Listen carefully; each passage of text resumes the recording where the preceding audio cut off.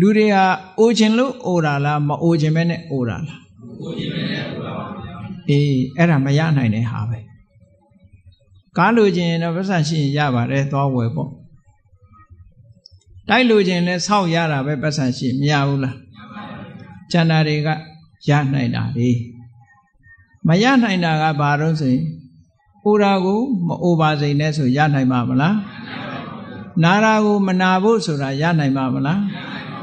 တေခြင်းသဘောရှိတဲ့အနေထားတစ်ခုကတေခြင်းကင်းတဲ့အနေထားတစ်ခုကိုရဖို့ဆိုတာကိုလိုချင်ရနိုင်မှာမလားရနိုင်မှုတဲ့အဲ့ဒါတွေကိုရည်ညွှန်းတာယံပိဿန္နလည်းပဲဒီတံပိဒုက္ခနောက်ဆုံးကြတော့ခန္ဓာ၅ပါးရထားတာဟာဒုက္ခပဲလို့ဓမ္မစကြာမှာဒုက္ခကိုသရုပ်ဖော်ထားတာရှိတယ်ပေါ့အဲ့ဒီဒုက္ခတွေဟာလောကရဲ့အဆုံးကိုမရောက်ဘူးဆိုလို့ရှိရင်ဘလို့မှဒီဒုက္ခတွေအဆုံးသတ်မှာမဟုတ်ဘူးတဲ့လောကကြီးထဲမှာနေနေရင်တော့ဒီဒုက္ခတွေကျုံနေရမှာပဲလို့မြတ်စွာဘုရားဟောလိုက်တဲ့အခါအဲ့ဒီလောကဟာစัจ java လာလောကကြီးကိုယဉ်ညွှန်းတာမဟုတ်ဘူးဩကာသလောကကြီးကိုယဉ်ညွှန်းတာမဟုတ်ဘူးသင်္ခါရလောကကိုမြတ်စွာဘုရားယဉ်ညွှန်းလိုက်တာ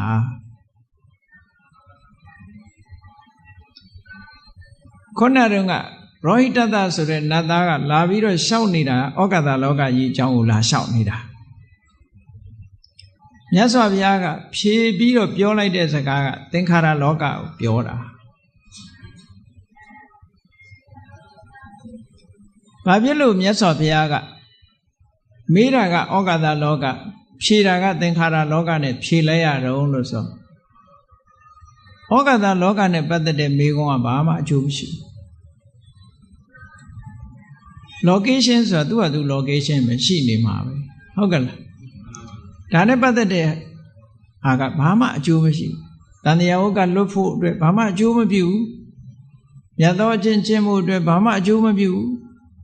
ဒုက္ခတွေဆုံးသတ်ဖို့အတွက်ဘာမှအကျိုးမပြုဘူးဒါကြောင့်မို့အကျိုးမရှိတာကိုမြတ်စွာဘုရားဘယ်တော့မှမလုပ်ဘူးတန်ဖိုးရှိတဲ့အချိန်တစ်ခုမှာအကျိုးမရှိတာနဲ့အချိန်မဖြုံးဘူးတဲ့ဘုန်းကြီးတို့တွေကြတော့အကျိုးမရှိတာတွေနဲ့လည်းအချိန်ဖြုံးတတ်ကြတယ်ရှိလေတန်တရားအစမသိနိုင်ပါဘူးဆိုပြီးတော့သိကျင်လို့လိုက်ရှာနေတာမျိုးရှာတွေ့တော့ကောဘာလုပ်မှာတော့ဘာမှလုပ်လို့ရမှာလည်းမဟုတ်ဟုတ်ကဲ့လားရှာရောတွေ့ဦးမှာလားဆိုမတွေ့ဘူးခေါဏရောဟိတတတန်တရားလောကကြီးရဲ့အဆုံးကိုသူလိုက်ရှာတာလေအကယ်၍တရားဓမ္မအဲ့ဒီအချိန်မှာတရားဓမ္မတွေကျင့်လိုက်မယ်ဆိုလို့ရှိရင်ဒုက္ခဆုံးသတ်သွားအောင်မယ်လောကကြီးကိုအဆုံးကိုရှာရင်နဲ့သေးတာသွားအောင်ရှာမတွေ့တော့ပြီးရောသူလုပ်တဲ့ဟာအကျိုးတစ်ခုဘာမှမရှိဘူး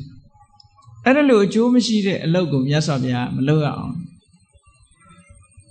သင်္ခါရလောကကိုရည်ညွှန်းပြီးမြတ်စွာဘုရားကဖြေလိုက်တာဖြေပြီးတော့နောက်ဆက်တွဲပြောတဲ့စကားကအမတန်မှအဓိပ္ပာယ်ရှိတယ်နသအပတ္တဝ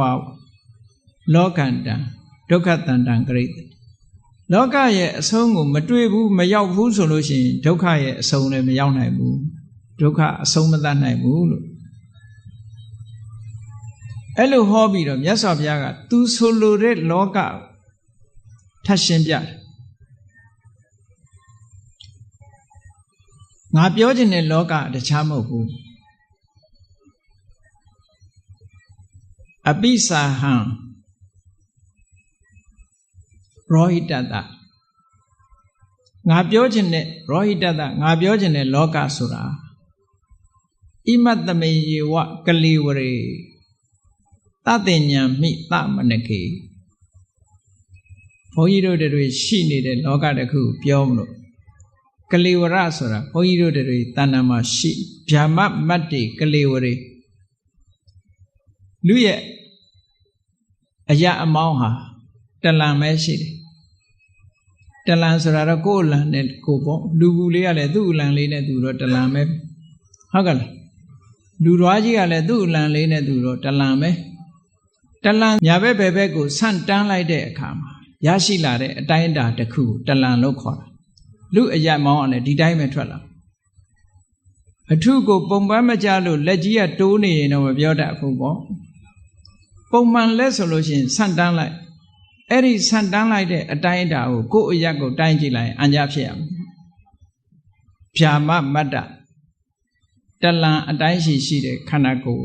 ဧရိယာလေးတစ်ခုကိုကန့်သတ်ပြီးတော့ပြတာလောကငါဆိုခြင်းနဲ့လောကဆိုတာဟောဒီ